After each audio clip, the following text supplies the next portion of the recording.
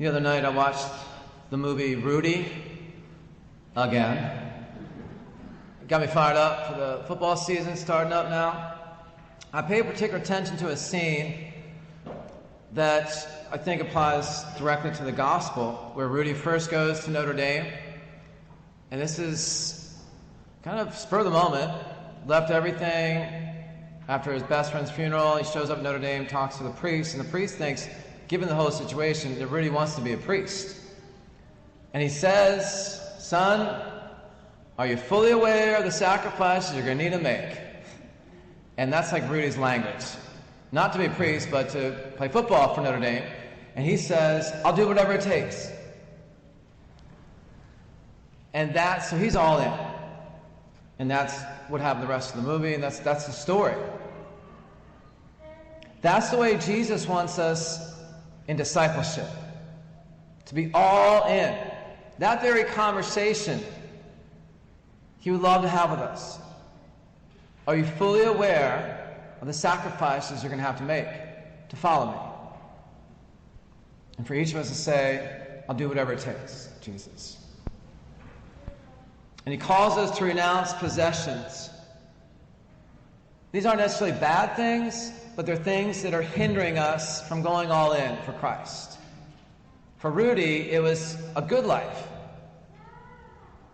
Remember when his dad was trying to dissuade him from going to Notre Dame? He said, "You can have a good life here." Rudy was called to greatness. So he renounced the good life, the normal life, to pursue the great life. That's what the call of Christ looks for each one of us. As Rudy found out, it's not just for priests. Jesus calls each of us, all of us, to go all in. Now he can make that call because he went all in for us. You can picture him in his prayer to the Father having that same conversation. The Father saying, "Are you fully aware of the sacrifices you need to make, especially the big sacrifice on the cross?" And the Son's response was, "I'll do whatever it takes to save them."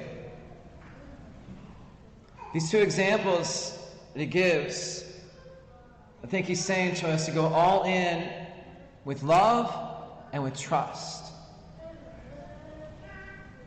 A friend of mine was in her 30s, a single woman and Greek Orthodox. And I introduced her to Eucharistic adoration. She fell in love with it, as so many people here have in our chapel. And so she looked for it in her Orthodox church, but couldn't find adoration. So she wanted to become Catholic, which would have been a big problem in her Greek family. They would have taken it not just renouncing the religion, but renouncing the family, renouncing the culture. So she discerned it for 2 years and then decided to make the leap to become Catholic.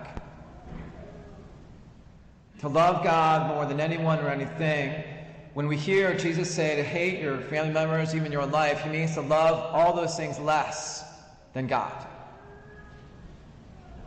And so my friend's love for God was, remember when Jesus said a few weeks ago, he wished that the earth was blazing with love for God. My friend's been on fire for love for God ever since she met the Eucharist. Then we get to the resources with constructing the tower and troops going into battle, and that's where trust comes in. A lot of what holds us back as disciples, or the call to discipleship, is we're calculating the costs as if we're doing it ourselves. But God provides everything in discipleship. We just have to make the leap and trust he's going to provide all the resources.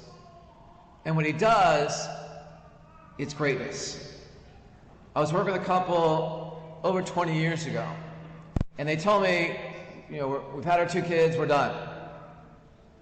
I said, okay, can you be maybe just a little bit openness to God's plan, because that's the whole thing with procreation and open to life is trust in God.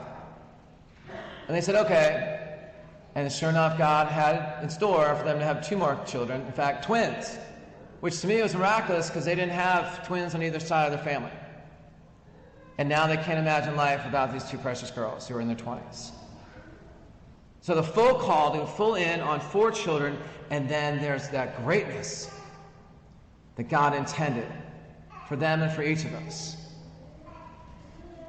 So he calls us to go all in, and when we do, when we renounce those things that are in the way of going all in love and in trust, when we go all in, Jesus leads us to greatness.